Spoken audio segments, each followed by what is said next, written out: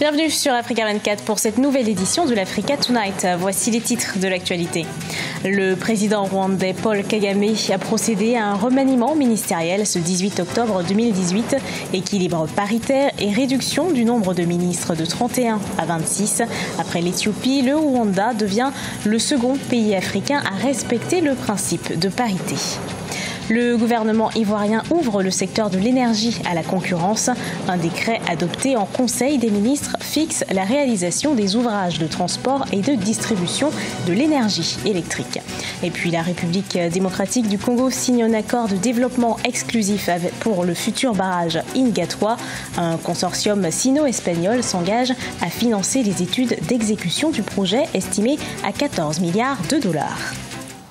Plus restreint et plus féminin, le gouvernement rwandais remanié par le président Paul Kagame affiche un équilibre paritaire parfait, un remaniement ministériel qui amène également des changements pour deux portefeuilles stratégiques, les affaires étrangères et la défense. Le nombre de ministères est désormais de 26 contre 31 auparavant. Reportage de notre correspondant fraterne d'Akai Sanga.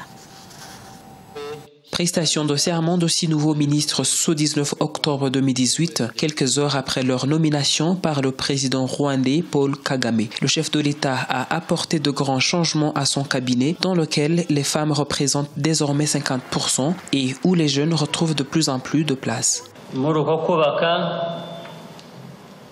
Dans le processus de construction de notre pays, quelquefois le changement est nécessaire. Il faut noter que quand on opère des changements, c'est pour améliorer le rendement et mieux servir le peuple rwandais qui exige de meilleurs résultats.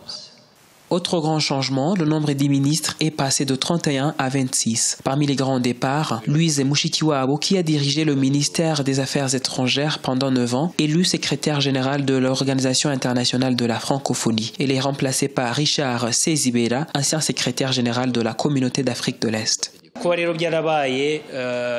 Ce n'est pas étonnant que le gouvernement rwandais soit actuellement composé de 50% de femmes.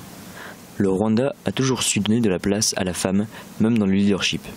Et si l'Éthiopie l'a fait aussi, c'est tout le continent qui comprend de plus en plus l'importance de la parité. Et c'est une bonne chose. Après l'Éthiopie il y a quelques jours, le Rwanda devient donc le deuxième pays africain à respecter l'équilibre paritaire dans le gouvernement. Pour rappel, avec 67% des femmes députées, le Rwanda est le premier pays au monde à avoir plus de femmes au Parlement. En Côte d'Ivoire, un décret sur la distribution de l'énergie électrique a été adopté en Conseil des ministres. Il prévoit d'ouvrir le secteur à la concurrence. Cette mesure s'inscrit dans le cadre de la promotion des énergies renouvelables et devant permettre l'accès à la population à une énergie à moindre coût. Les explications d'Ibrahima Djoumaba. Le gouvernement ivoirien a pris de nouvelles mesures en ce qui concerne le secteur de l'électricité. Un décret fixant les conditions de réalisation des ouvrages de transport et de distribution de l'énergie électrique et son transfert dans le domaine public a été récemment adopté en Conseil des ministres. Objectif, promouvoir les énergies renouvelables et ouvrir la distribution à la concurrence. La production est déjà un peu privatisée avec les IPP et les producteurs indépendants. Mais le transport et la distribution relèvent toujours de la concession que l'État a fait à la CIE. Si vous voulez faire entrer plusieurs partenaires au niveau de libéraliser le segment de la distribution, le segment du transport, automatiquement ça pose une autre problématique sur les coûts et sur la pertinence et sur la performance du secteur. La mesure s'inscrit aussi dans le cadre de l'incitation à l'autoproduction pour faciliter l'accès à une énergie de bonne qualité et de moindre coût. L'une des recommandations de la COP21 en faveur des énergies saines et écologiques. Si vous rentrez dans les énergies renouvelables aussi, il y a tous les où vous allez le faire. Où il y a du vent, la problématique des terrains, l'usage des terrains où on va placer les éoliennes, c'est une problématique qu'il faut penser de manière intégrée. La Côte d'Ivoire prévoit d'atteindre une capacité énergétique de 4000 MW à l'horizon 2020. Le gouvernement envisage de porter à 11% la part des énergies renouvelables dans son mix énergétique d'ici 2020 et 16% à l'horizon 2030. Grande avancée pour la République démocratique du Congo. Le gouvernement congolais a signé un accord de développement exclusif avec 2 entreprises chinoises et espagnoles. Un accord devant permettre de concrétiser le projet Inga 3, un barrage hydroélectrique qui doit produire 11 MW d'électricité. Reportage de notre correspondant Jacques Amboka. Deux consortiums, à savoir China Inga 3 et Pro Inga, respectivement des groupes chinois et espagnols, ont décroché le marché de construction du barrage hydroélectrique Inga 3 en République démocratique du Congo. Un contrat de partenariat a donc été signé ce mardi 16 octobre sous la direction du chef de l'État, Joseph Kabila, initiateur de ces projets. Il a pour but de définir le cadre légal qui va gérer nos relations entre nous, la République démocratique du Congo, et le consortium chinois et espagnol qui vont réaliser ce projet. Le budget pour la construction de ces barrages est évalué à 14 milliards de dollars et sa production énergétique, initialement tablée à 4 800, a été réévaluée à 11 000 mégawatts. L'objectif visé par les autorités congolaises est de booster l'industrialisation du pays et offrir à moindre coût l'électricité à la population. On parle de Inga 3 depuis des années.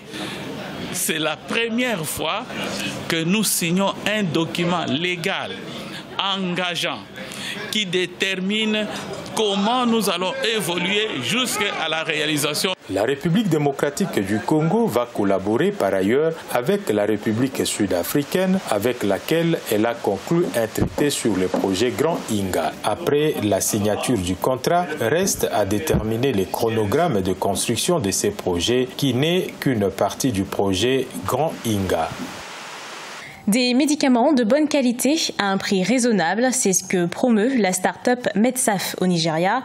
L'entreprise lutte contre la commercialisation des médicaments de contrefaçon et permet aux établissements de santé d'avoir un accès direct aux compagnies pharmaceutiques. Les détails avec Mathilda Diaby. Lutter contre la prolifération de médicaments de contrefaçon, c'est la mission de la start-up nigériane Medsaf, créée en 2017 par l'entrepreneur Viviane Nwaka. Son entreprise met les hôpitaux et les pharmacies en relation avec les compagnies pharmaceutiques en vue de garantir aux Nigérians un accès aux médicaments sans danger. Les faux médicaments représentent une industrie de masse plus importante que celle des drogues illicites. Les contrefacteurs reproduisent le paquet et y placent des comprimés d'eau ou de faux comprimés de craie à l'intérieur. Même les médicaments conformes aux standards et qui proviennent de plateformes sûres ne sont pas garantis. 70% de nos médicaments sont importés et leur réception pose problème. Lorsqu'ils arrivent au port, que se passe-t-il? Sont-ils réfrigérés? Combien de temps restent-ils sur place?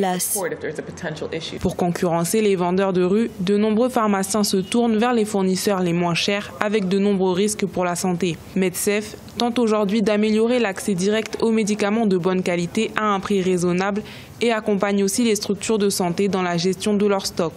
Medsaf a une chaîne d'approvisionnement très fiable. Nous n'avons plus besoin de vérifier la source du fournisseur ou de savoir qui est le fabricant, ni de nous assurer que le produit soit authentique ou qu'il s'agisse de l'original. Toutes ces questions ne nous concernent plus. En Afrique, entre 30 et 50% des médicaments commercialisés sont faux ou mal dosés. Medsaf envisage désormais d'étendre progressivement ses activités au reste du continent. Artisans, plasticiens et musiciens ont répondu présent à la 2e édition du Handi Festival international de Bamako. Venus du Mali, du Burkina Faso et du Sénégal, ces artistes vivant avec un handicap ont pu profiter de ce cadre pour exprimer leur talent. Reportage de notre correspondant Mokhtar Bari. Des nombreux festivals qui sont organisés au Mali, rares sont ceux qui offrent des espaces d'expression aux personnes vivant avec un handicap. L'ensemble national artistique et culturel des personnes handicapées du Mali veut corriger ce manquement en initiant le Handi Festival international qui s'est déroulé du 16 au 18 octobre 2018. Plusieurs artisans, plasticiens, musiciens et autres enseignants se sont retrouvés sur les berges du fleuve Niger pour dévoiler leurs créations. Il y a beaucoup d'artisans handicapés au Mali mais qui ne sont pas connus. Il y a les artistes, chanteurs, guitaristes qui ne sont pas connus. C'est avec le festival là que le public va voir. Ils sont venus des régions du Mali, mais aussi du Burkina Faso et du Sénégal. Ce festival est aussi un tremplin pour un partage d'expériences avec des associations sœurs. on est très content et puis vraiment on aimerait bien ça continue quoi, tu vois. Ça permet les gens, on se connaît, il y a nos parents, il y a des amis qui viennent de Burkina, du Cap-Vert, partout quoi, tu vois. Avec ce festival, c'est un cadre idéal pour les personnes vivant avec un handicap de se promouvoir, de montrer aux yeux du monde de quoi ils sont capables artistiquement. Par ce festival, les associations de personnes handicapées veulent aussi passer un message sur les nombreuses discriminations dont elles sont souvent victimes. Elles appellent les décideurs à s'intéresser davantage à leurs diverses initiatives. Ce journal a été préparé par l'ensemble de la rédaction. Merci de l'avoir suivi. Retrouvez dans un instant une nouvelle édition de l'actualité sur Africa 24.